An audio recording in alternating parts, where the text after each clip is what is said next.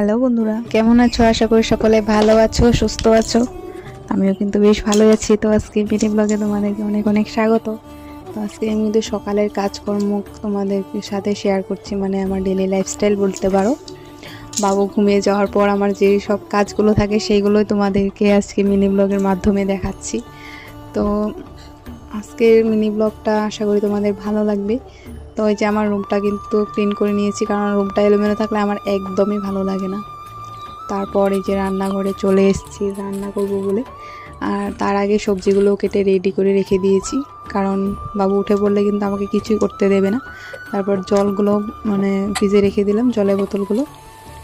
আর রান্নাটা কিন্তু মোটামুটি কমপ্লিট করার আগেই কিন্তু বাবু উঠে পড়েছিল। তো আজকে মিনি ব্লগটা তোমাদের কেমন লাগলো আমাকে কমেন্ট করে জানিও। আশা করি ভালো লাগলো। তো যদি ভালো লাগে একটা লাইক করে দিও আর কমেন্ট করে জানিও। আজকের জন্য টাটা।